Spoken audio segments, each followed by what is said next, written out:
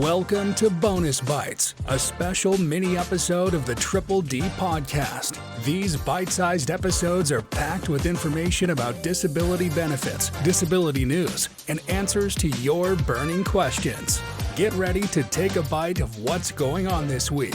Here's your host, Michael Weiner. Welcome to another episode of the new Bonus Bytes with a handsome co-host, as always, Andrew November. This is like the hoodie edition today. What do we got going on here? Casual. That's right. Should we go hoods up or hoods down? I think hoods down. It's Maybe a little like hot in here.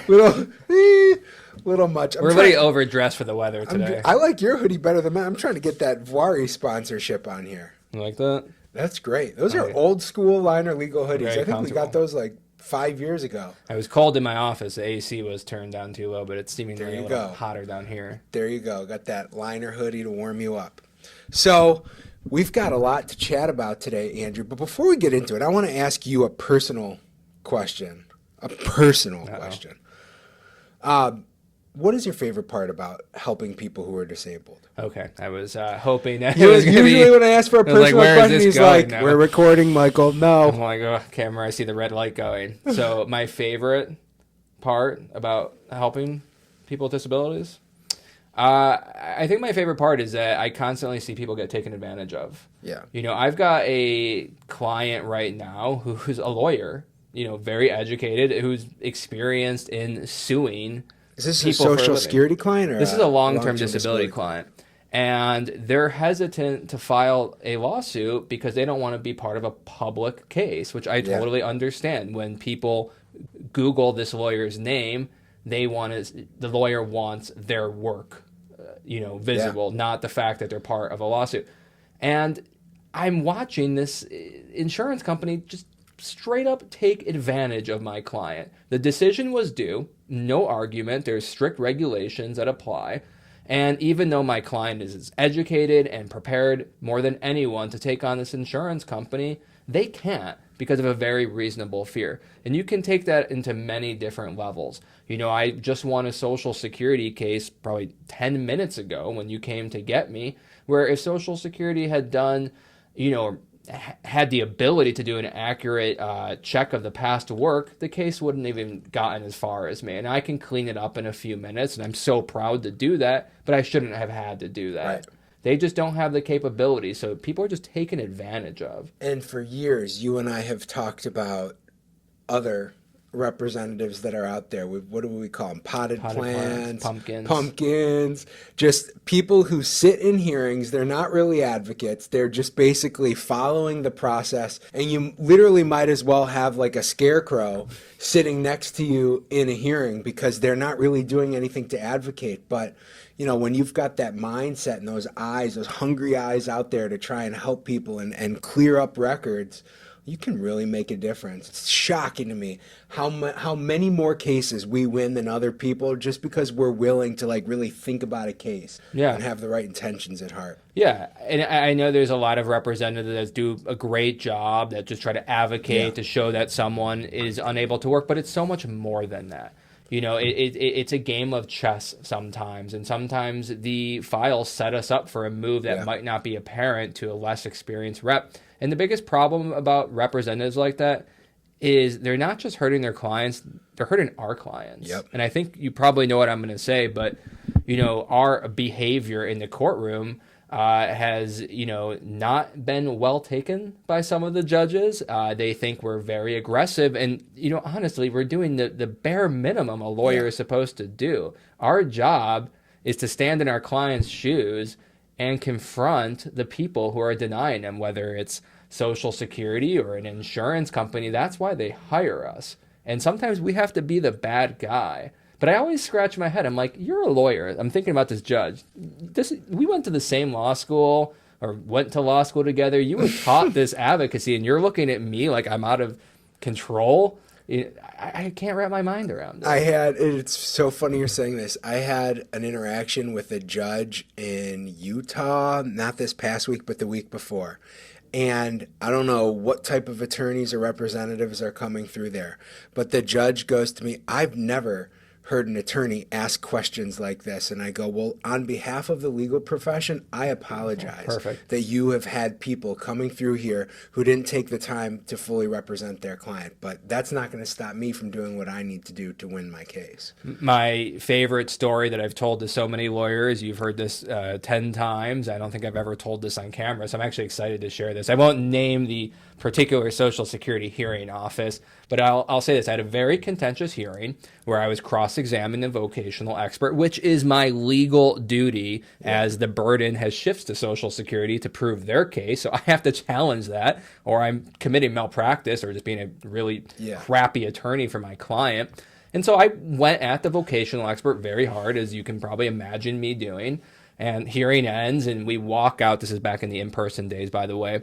And I'm walking towards the elevator, and the judge's assistant, they're called hearing monitors, comes out and gets me. And she's like, oh, the judge wanted me to let you know that it would be a lot more effective if you could just add some more limitations to the judge's hypotheticals and not cross-examine so hard. That's what other attorneys do.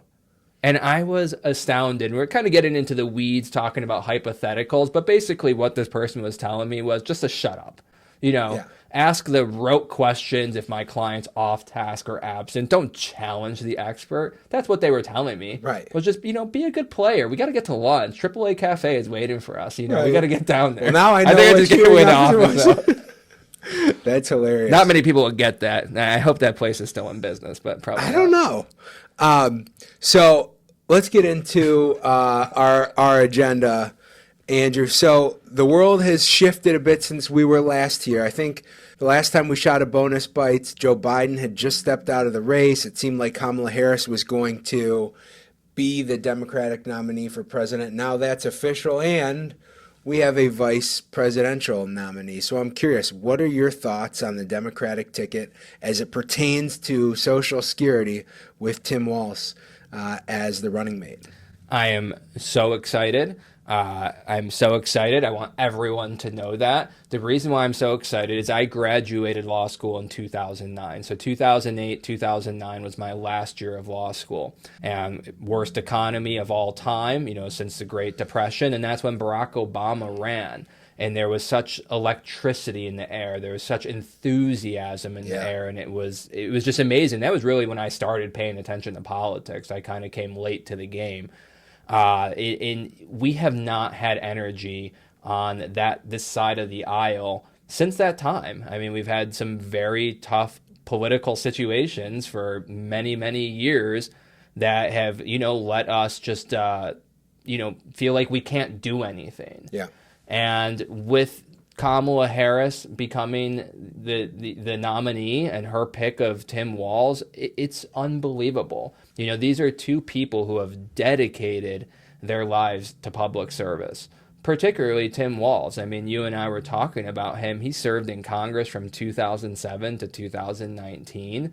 That's quite a lot of time to learn the ins and outs of legislation. And legislation is what we need to advance what we think will serve our claimants better. Yeah. We can only do so much with our advocacy, but we need real legal change to the Social Security system. And having a candidate that knows how to make change and knows how to serve the public, I think will do more for our clients than has been done, since we've been practicing law. Let me ask this, because I hear you being so enthusiastic about all of the public service that there is on the Democratic side of the ticket, but the Republican side, of course, Donald Trump ran on a platform of clear the swamp, get these career politicians out of here. He picked a vice president who happens to be our senator here in Ohio, or one of them, J.D. Vance, but somebody who has only been in politics for 2 years, not even yet, a year and a half. And so, what do you think is better for the people who are applying for disability benefits, being denied disability benefits? Is it somebody who comes with more of an MBA background, like it seems like you've got on the Republican side, or is it somebody with a career of service? We tried it and it didn't work. For all of 2012, all I heard was about Mitt Romney and his business experience and how we need a business person in the office. Well, folks, you got it with Donald Trump and it did not work. The government is not a profit-generating machine. The government is there to serve people, which means it has to spend money. So you can't look at government to just make as much money as possible, which many businesses are out there to do. You have to look at it, how do we serve people? So you all wanted it. You wanted that businessman in the office, and you got it, and it didn't work. So I want someone, as I said before, that understands people, but more importantly, understands how to get things done. I mean, look at how much was accomplished during Joe Biden's time. Well, he's still in office, but, during his term, how many legislative accomplishments, because he was in the Senate for so many years, because he served under Barack Obama as vice president. Public servants know how the economy works. They know how social services work. And that's why I want someone in public service in the office. It does not, the business mind, I get it. I understand where that's coming from, but this is not a profit generating machine. This is people's lives. Yeah. Next big topic here. I'm going to jump down page a little bit. Social Security just put out a press release last week from the commissioner's office announcing that there were 9 new conditions added to the list of compassion allowances. Explain to people who don't know, what is a compassion allowance? Well, a compassionate allowance means that someone is very ill. There is a list of medical conditions that if you have them, you'll be found disabled because of that condition. Now, unfortunately, that means things are going to be going very bad for that person, and they're going to need, critical care, and that's why Social Security has this list of presumptive disability. Yeah. So I'm glad to see it's expanded as we learn more about medicine, but, it brings up a host of other issues. I think you and I were talking about the 5-month wait. Yeah. I'm interested to hear how you think of that in light of this list, because while I'm excited about the compassionate allowance list, there's still a big problem out there. Yeah, and just to kind of fit this all together so people understand. So basically, a compassionate allowance means if you are able to show Social Security medical records with a medically acceptable diagnosis of a whole list of conditions. Now, so the conditions that are on there are usually very rare forms of cancer, brain disorders. I mean, we're not talking depression and degenerative disc disease of the back here. We're talking like conditions that are terminal or just so darn obvious that how could you not approve this person? But even though people who have one of these compassion allowances are automatically approved, they still have to wait 5 full months, so really 6 months after they become disabled to get a check. And so one of the things that I've spent a lot of time working on, as is lobbying on behalf of the new legislation which is coming up called We Can't Wait, which is to make it so that people can access their benefits quicker. I'm hopeful that we're going to see that 5-month waiting period disappear soon. It's tragic. I mean, you should not have to lose your home, lose your car, wonder how you're going to get your next meal when you are the sickest part of our society. We're taking people who are already vulnerable, people who are already stressed because of their natural state, and just forcing them to have even more complications and worry. And there's that seems like the most un-American thing imaginable. So I think with your explanation, you kind of understood my hesitancy, so I wasn't excited. I'm happy that new conditions are added. Yeah. As you said, when things are just so darn obvious, this person should be awarded. But then I always go back in my head, well, how do I explain it to that person? Like, look, your case is going to be approved right away. That's great, Andrew. Thanks for letting me know. But you're not going to get benefits until 5 full calendar months go by. I guess the push and pull, and I hear you, I share that same frustration, is at least that person's hopefully going to get approved and actually get the check in 6 months, as opposed to our other clients who are disabled, unquestionably. You and I know it. We're fighting for them every single day, but their cases are going to take 2 years, 3 years. Yeah, I just don't get it. I think it's called an elimination period in the insurance world, and you don't need it. You're relying on doctors to make medical judgments. I mean, if someone's disabled at this time, they should be compensated at this time. Review the case in 6 months if you think they're going to improve in 6 months. Yeah. Why make them wait? You're just trying to steal money. All right, we're going to move on to listener questions, Andrew. Our first one is a long one. I'm going to read this because Lord knows I can't memorize this. This one seems like it's for you. This comes from Facebook. Please, by the way, if you're tuning in, check out our Facebook page, Liner Legal. Here's the question, Andrew. I'm a little bit confused on whether I need additional long-term disability insurance or not. My work provides it, but if I got, for example, a lifelong disability that wouldn't allow me to work, wouldn't my job fire me and then I'd lose the LTD? Probably I'm not understanding how that works with the legal implications. Let's say the above is irrelevant and I'd have LTD through my work for life no matter what. If I wanted to get additional, it would only be to fill a potential income gap, get an inflation rider, etc.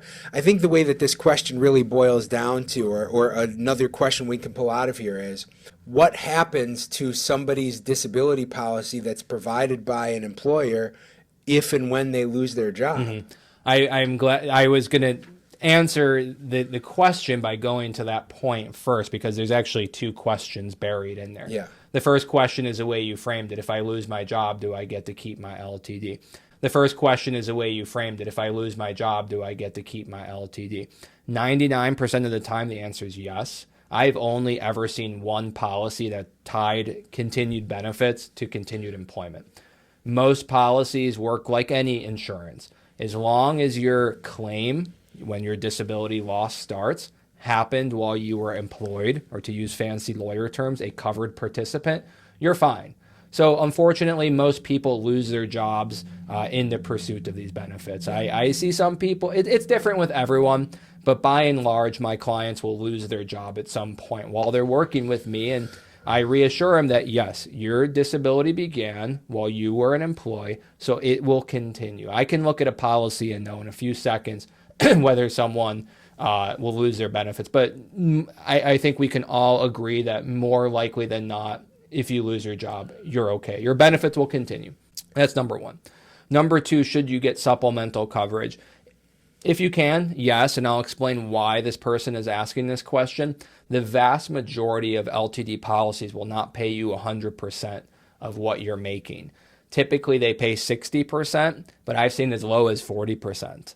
So, just, think in your head right now, can I get by with 60% of what I'm making? And a lot of people say to me, well, if I'm disabled, I'm not going to be spending as much. And that's actually, I get where that's coming from, but it's wrong. More Amazon time. That doesn't make sense. A lot of people say, I can get it. It's like, oh, I'm not going out, I'm not traveling, but you're disregarding the other costs that you're going to incur. Biggest expenses, you still have to pay for a house, still have to pay for your car, still have to buy food. And that's 90% of where people's income goes. And those are your fixed expenses. You can never predict variable expensive things that can happen out of the blue. And medical costs, can be high. You might be dependent on someone's insurance. Well, what if that insurance is gone? So I don't want people to assume that if now I sound like a financial broker. I'm not trying to, sell LTD policies. I'm Sold me. Yeah, well, we'll write up a contract after here. But the point is that you're going to have a loss no matter what if all you do is stick with your group policies, which means the policy that you get from your employer. Yeah. So if you can get a policy on your own right now, do it. And I want to just say one more thing about these policies, as typically these policies are what's called true own OC policies. And what that means is that as long as you can't perform your job, the private policy you buy is going to pay benefits, whereas the policy you got from work will only pay benefits if you can't do your job for 2 years. They have a much more rigid test after 2 years where they say, well, can you do any job? Yeah. And that's a big problem for people. The vast majority of people that come in our office come in when they lose with that shifting criteria. Yeah. So yes, if you have the ability to buy it, do it. Okay. The last question that we have, and this is one that I actually answered on TikTok, @BackwardsHatBarrister. Check me out. We've got a 37,000 and growing army now, but lots of cool questions we're answering on there. I answered this question. I want to hear your take on it. If you're applying for disability, how do you make your own pain stand out to help support your claim? How do you make a judge realize how much pain you're in when they're hearing, if a judge has 7 cases in a day, 6.5 of them are somebody crying about how much pain they're in? I think specificity is the most important thing. And what I've noticed with people is not being specific with their treating providers. I think many people, including myself, clam up when they go into their doctor. Yep. The doctor probably made you wait 30 minutes. You had to deal with an assistant or a nurse or someone else coming in doing all these other things before you even get to see the doctor. You're probably going to choke up. The doctor's going to come in rush. They're going to sit down at their computer typing, might not even look at you. So, just naturally, you're probably going to clam up. Yeah. And you're going to say, I'm okay, I'm fine, I'm the same. That is not helpful. I want to see the functional limitations, in the record. I deal with a lot of people who have fatigue. And I've heard from people that, sometimes they get out of bed, they're all energized to get their day going, they shower, they brush their teeth, and then they just feel so exhausted and they get back in bed. I hear a lot of stories like that. Get that in your record. I tell this to people and I do see it. Write down specific examples.